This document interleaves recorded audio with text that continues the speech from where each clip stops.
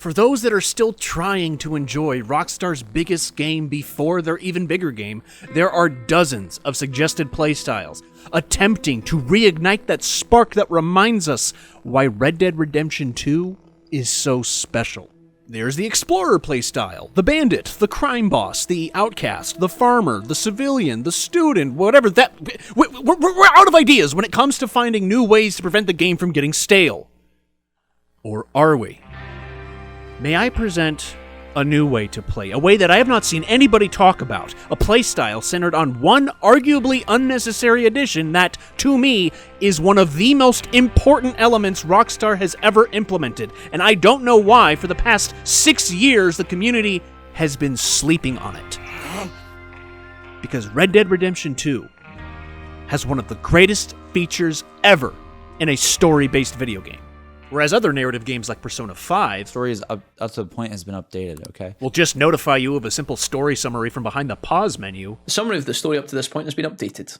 Cool. Red Dead 2 features the Journal, an innovative, dynamic, and biased retelling of what you have played. The usefulness of a standard story summary usually stops as a reminder of what the player has forgotten if they haven't played in a while. But this Red Dead Diary... it's way more than that. On top of being an immersive remembrance tool, Arthur Morgan's journal is an opportunity for creation and curation. Creation, as Arthur himself is a superbly talented draftsman, rendering faces and places with relative ease. And nearly every time the player studies an animal, completes missions, and discovers an interesting sight, the outlaw will add some art. But what about curation? What exactly is that? Well, it's the act/art of collecting and organizing art for shared viewing purposes. When you go to a gallery, the curation is how the organizer of the exhibit enhances your experience with the arrangement of artifacts. Should they be clumped together in a single area to be taken in all at once? Or should they be given their own pedestals in a room with no color? Now, granted, these aren't questions the average Red Dead enjoyer is going to ask, but as a longtime enjoyer myself and artist in my own right, this journal is the only reason I kept playing. It's one thing to have a single-player game so good that it warrants multiple playthroughs to the credits, which Red Dead 2 no doubt is, but it's another thing for that single-player game to include a feature that demands even, for the narratively fixated freaks like me to not just play, but document the perfect playthrough. For if Arthur's Journal is something we'd like to see recreated in real life as a collectible, which many people have done so already, wouldn't it be best if the actual journal put together was, first of all, game accurate, but also made the most sense creatively and canonically? What if you played Red Dead Redemption 2 with the journal in mind, and roleplay how Arthur, the artist, would actually put it together? Which missions would he do first? What order would he pick the plants in? And where would he feasibly be in relation to the previous pages? Or simply put, does your journal look good? And is it believable enough? Is there a rabbit drawn right before hunting with Hosea? Perfect, that's the right place for it. Do you have 4 drawings on one spread? Great, cool, just leave some for the rest of the journal. Did you not realize that the next entry would cover both pages, so now there's a stray, lonely animal in the top left corner? We can work with that depending on where you are. You went to New Austin as Arthur? Alright. Why? Oh, and the majority of your journal covers what you did in Chapter 2?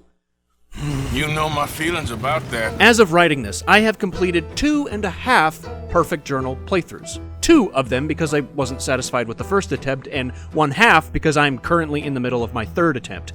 Even worse now because I'm actively recording nearly all of the gameplay this run, so, well, I can have footage for the mega analysis, but also so I can justify with evidence my version of the journal. Yes, that's why the Chapter 4 analysis is taking so long.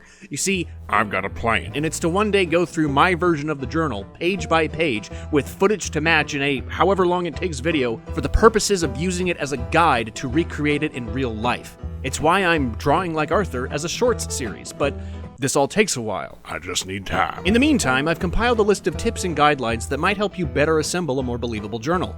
First, let's discuss how the thing actually works.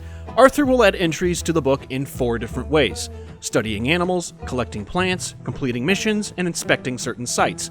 Story entries are, of course, words written always on the right page, often accompanied with its own drawing, but when there is empty space, that's where the other drawings can fit. Most of the time, the extra drawings will take up only 1/2 of one page, but some non-legendary animals can take up a full page. By page, I mean this side or that side. A spread refers to both pages when opened, so all legendary animals, unless drawn by John, will take up a full spread. All plants, however, with no exception, only take up half the page. All points of interest will either take up the right page or the full spread, but other inspectable writings like the Notes Ferratu scattered around Saint Denis can go on either side.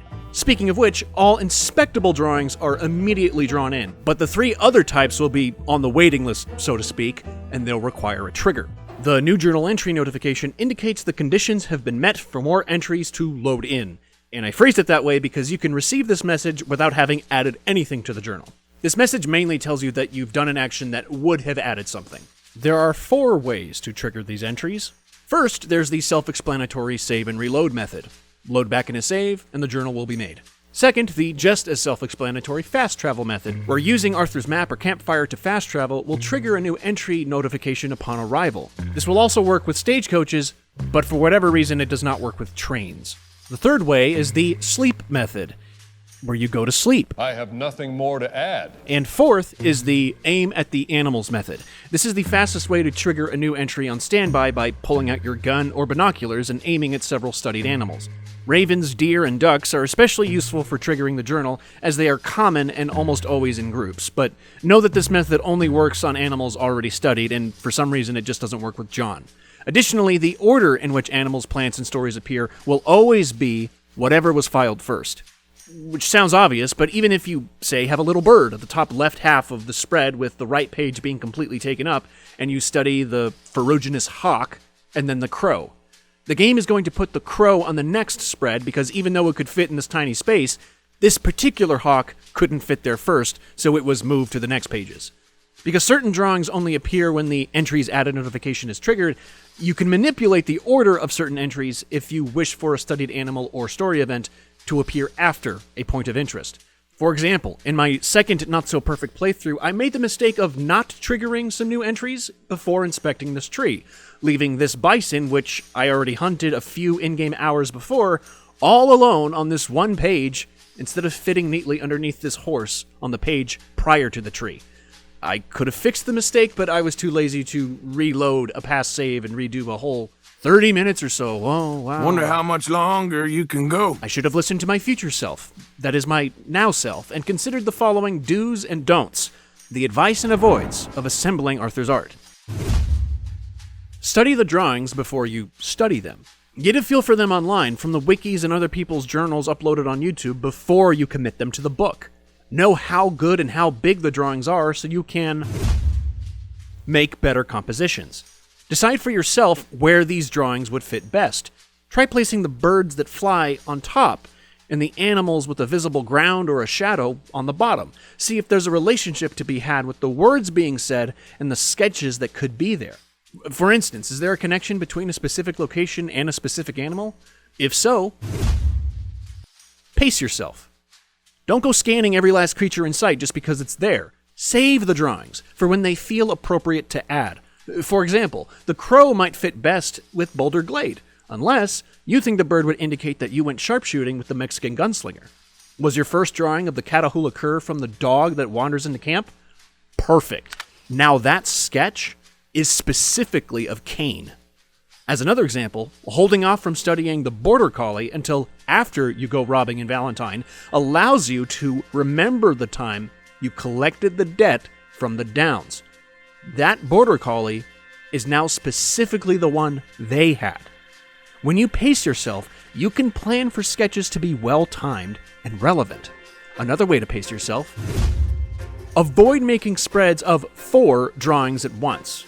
At least in general. There are a few times where the 4-sketch spread is worth it and sensible, like a rundown of the swamp flora, or a collection of 4 orchids from the same region, or maybe 4 horses for one spread, possibly as an omen suggesting the end times for the gang. Whoa, why haven't I thought of that before? That's a really good idea. Still, I think it'd be best to spread them out in 1s and 2s so that by the end of Chapter 6, there's still a good supply of edible drawings to enhance the empty space that normally occurs. Having said that, it's not a bad idea to leave some pages blank, as that's what Arthur does. Many times, the blank spaces can help you tell the best story you can. While this does refer to finishing missions in the order you think makes the most sense, I'm also referring to how the drawings might reflect what's thematically happening. Here's a handful of examples. First, the last story page of Chapter 2 is Arthur's written concerns for Dutch's wisdom in his indifference. Here, I study the black rat and a copperhead snake. Together, they appear as if they're fleeing from where the words are, and when paired on a passage doubting Dutch, they then become thematic hints about what is influencing Dutch's decisions and behaviors. Could it be the gang member who's both the rat and the snake? Another idea. In my last playthrough, I avoided the Valentine lady who asks for help upstairs as Arthur. Even though there are 2 great entries that Arthur could add, there's a special version of this entry from John. If you avoided her as Arthur and help her in the epilogue, John will write about how she reminds him of Abigail.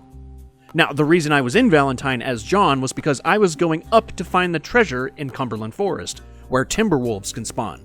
Later, I studied the husky in tall trees, and now we have 2 canines that represent the women mentioned.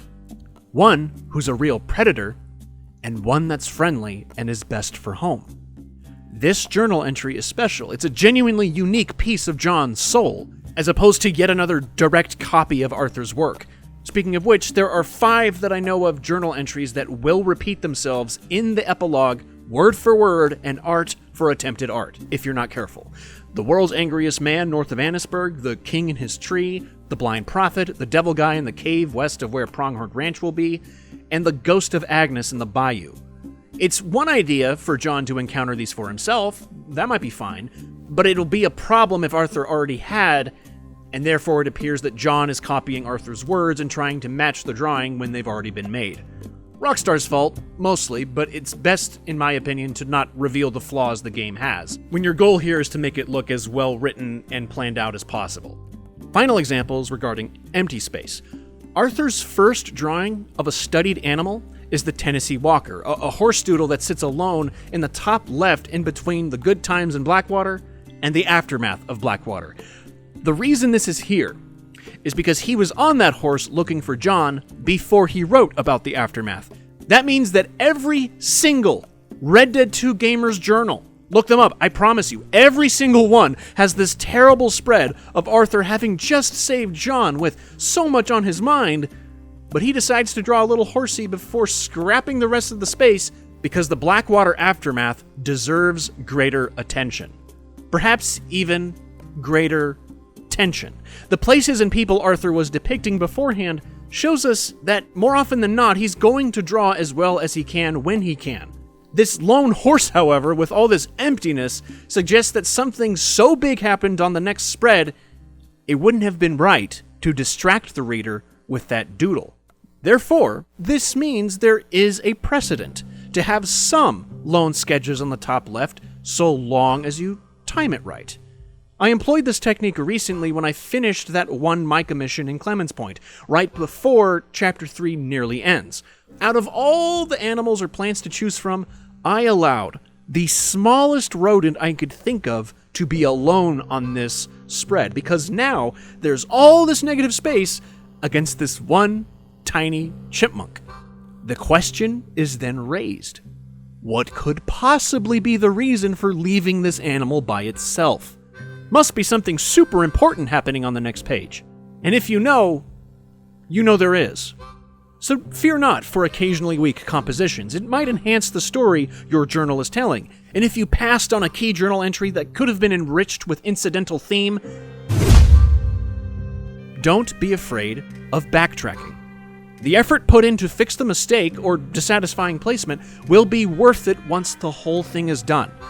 Though this advice is mainly regarding a 5 to 10 hour window. If you're in Chapter 6 and you wish you hadn't explored so much of Roanoke Ridge in Chapter 2, It's probably best to forgive yourself and just settle with what you have.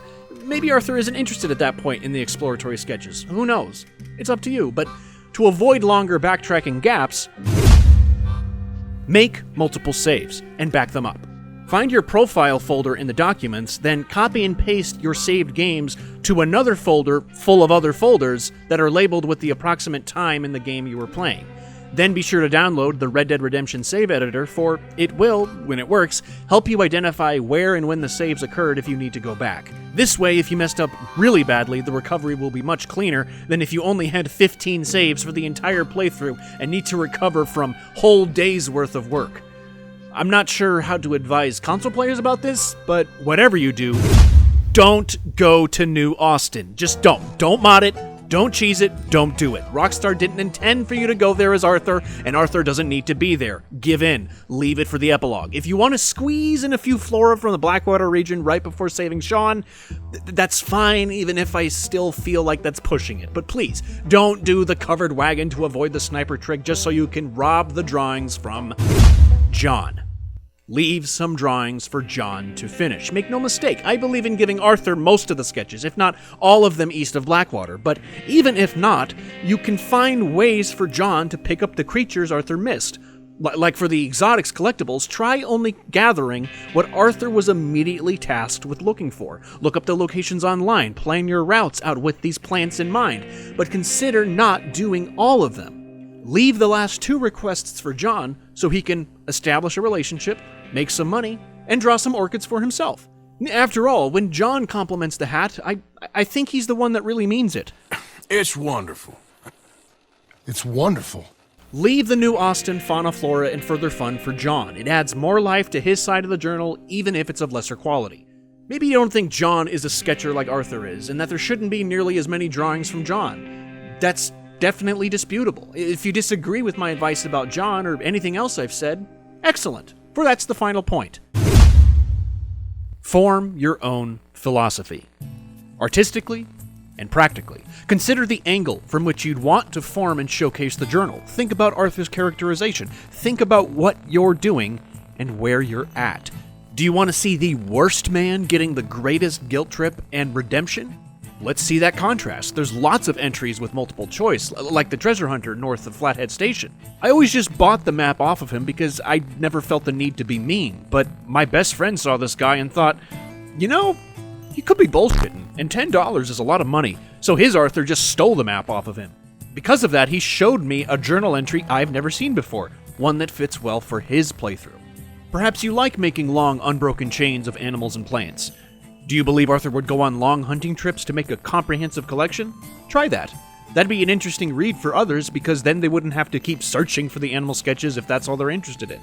There's all kinds of approaches to take. Don't just listen to me. And don't bar yourself from listening to me. There's a little gray area in there, and that's where you operate. If you want to do the rat and snake thing on that one page, by all means do it. It's not like you're stealing from me. I don't own the journal's contents or have the rights to any arrangement I put together. The whole point of this presentation is to celebrate Red Dead 2 in a way you may not have done before. If this kind of activity interests you, I highly recommend making your mark on the game with your own intentionally made journal. Remember, you're not just filling out a prettier version of this special in-game feature. You are making an adaptation of the game itself. So trust your gut, get frustrated, but keep going. And have fun. And I promise I'll finish Chapter 4 soon. It's not lost on me that over 40% of my subscribers now are here for the Red Dead content, so I guess I'm a Red Dead channel now. But you know what? That's not a bad thing. Let's go! Yeehaw! Bring